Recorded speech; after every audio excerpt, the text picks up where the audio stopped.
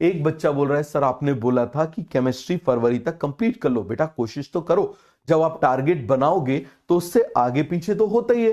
Simple सी चीज है, आगे पीछे होता है। देखो हमने टारगेट बनाया था कि 20 जनवरी तक हो जाएगा, उससे थोड़ा सा पीछे हो गया। तो आप इस बात को हमेशा समझो, प्रैक्टिकल एफिशिएंसी होती है वो थोड़ी सी कम ज्यादा होती है, और वो डिपेंड करती है। अब यहां पर तो डिपेंड आप पर कर रही है। मैं चाहूं तो इसको एक लेक्चर में खत्म कर सकता था, लास्ट ईयर किया भी था, और आपको सब बन भी जाएगा। तो आप इस बात को बहुत अच्छे से समझिए कि ये सब जो है वो डिपेंड करता है आपके ऊपर। समझ में आ रहा है? बाकी मैं आपसे यही कहूंगा कि याद रखना, याद रखना, याद रखना, केमिस्ट्री एक ऐसा सब्जेक्ट है, हमेशा याद रखना, केमिस्ट्री एक ऐसा सब्जेक्ट है जो आपको सबसे ज्यादा आपके मार्क्स इंप्रूव करने में आपकी मदद करता है। समझ में आ रहा है? हर बच्चा बायो पहले करता है, पहले ही करना चाहिए। हर बच्चा फिजिक्स लास्ट करता है, लास्ट ही करना चाहिए। लेकिन जो बीच का टाइम होता है ना, this is the connecting link. समझ में आ रहा है? ये क्या है आप मुझे बताओ जरा। कनेक्टिंग लिंक है। क्लियर हो गया? ये क्या है आप मुझे बताइए जरा। कनेक्टिंग लिंक है।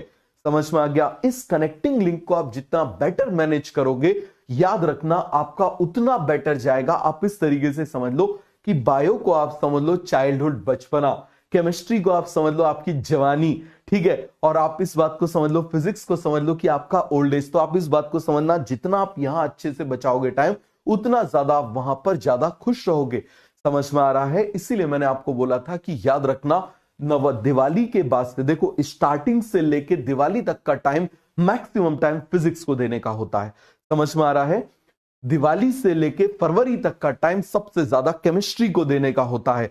समझ में आ रहा है? और इस ड्यूरेशन में बायो जब आपकी खत्म हो जाती है तो उसको आपको क्लास में रिवाइज करना होता है, और जब आपका फरवरी तक खत्म हो गया तो मार्च और अप्रैल 2 महीने आपको मैक्सिमम टाइम फिजिक्स और उसके साथ में आपको पेपर करना होता है।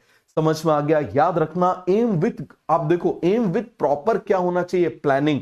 लेकिन बार बार प्लानिंग चेंज नहीं होना चाहिए। आज यहां देखा, आज वहां देखा, कल सुन लिया कि भाई ऐसा कर ले, वैसा कर ले, कि चलो 2 महीने में नीट निकाल ले। ये सब भूलो कि चलो आप वन शॉट आ रहे हैं, वन शॉट में निपटा डालेंगे। याद रखना, आप अपने रास्ते पे चलते चलो।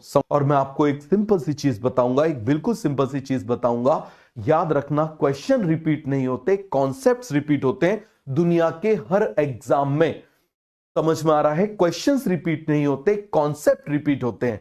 समझ में आ रहा है? जैसे आप इस तरीके से समझ लो कि मान लो रोटेशनल चैप्टर में, एक सिंपल सा एग्जांपल बता रहा हूं।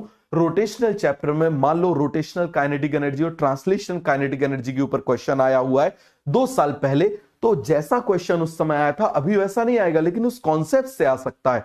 तो आप क्या करो, मैं आपको एक सिंपल सी चीज बोलूंगा, हर सब्जेक्ट में आप 23, 22, 21, 20, 19 और 18, बस यहां तक के, समझ में आ रहा है? आप यहां तक के सबसे पहले आप 5 साल तक के क्वेश्चन पेपर उठाइए, और क्वेश्चन पेपर उठाने के बाद में वो जहां से आए हैं, अब वो जहां से आए हैं, आप यदि फिजिक्स केमिस्ट्री में एनसीईआरटी करते हो तो उन कॉन्सेप्ट को ऐसे मार्क कर लो, ऐसे बोल्ड मार्क कर लो। समझ में आ रहा है? कि जैसे आप सपोज करो गैटरमैन कोच रिएक्शन से यदि क्वेश्चन पूछा गया है, सपोज करो, एक एग्जांपल आपको बता रहा हूं, तो आप गैटरमैन कोच रिएक्शन को आप ऐसे उसमें मार्क कर लो। पहले आप एग्जामिनर को समझो। समझ में आ रहा है? मैं ये नहीं बोल रहा केवल आप उतना पढ़ो, आप सब पढ़ो, लेकिन इनको छोड़ना नहीं। अब सपोज करो, मान लो पिछले 5 साल में 3 बार क्वेश्चन आए हुए हैं गैटरमैन कोच के ऊपर, या मान लो रिमर टिमन रिएक्शन के ऊपर क्वेश्चन आए हुए। आपने क्या किया, सारी रिएक्शन पढ़ ली और मान लो इनको छोड़ दिया, तो आपसे बड़ा इडियट कोई भी नहीं है। समझ में आ रही है इसको, बात को?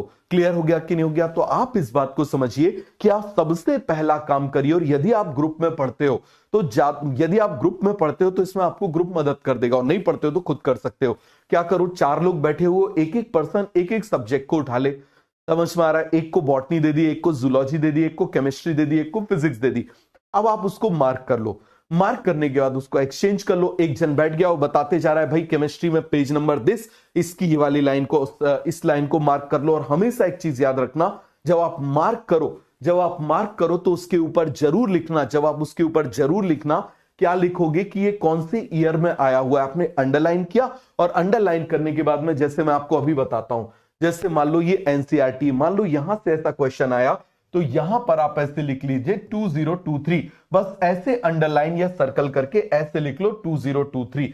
बात समझ में आ रही है? तो इस तरीके से आप सबसे पहले आप कॉमन कॉन्सेप्ट्स को कवर करो। जब आप कॉमन कॉन्सेप्ट्स को कवर करोगे तो आप 400 से आप 550 की रेंज में आ जाओगे, और जब आप 400 से 550 की रेंज में आ जाओगे आपको एक कॉन्फिडेंस आएगा, अपने आप आपको एक कॉन्फिडेंस आएगा। समझ में आ रहा है? क्लियर हो गया? तो इसको बोलते हैं स्मार्ट स्टडी। जो आप बोलते हो वो मैंने आपको आज बता दी। समझ में आ गया? हर सब्जेक्ट में आप इस तरीके से पहले मार्क करो। देखो मैं क्या बोल रहा हूं, क्वेश्चन रिपीट नहीं होते लेकिन कॉन्सेप्ट्स रिपीट होते हैं। दुनिया के हर एग्जाम में 70 से 80% कॉन्सेप्ट रिपीट होते हैं, और कुछ सब्जेक्ट तो ऐसे जिनमें 90% कॉन्सेप्ट रिपीट होते हैं। तो आपको इतनी ज्यादा फालतू में जो है वो परेशान होने की जरूरत नहीं है। समझ में आ रहा है? तो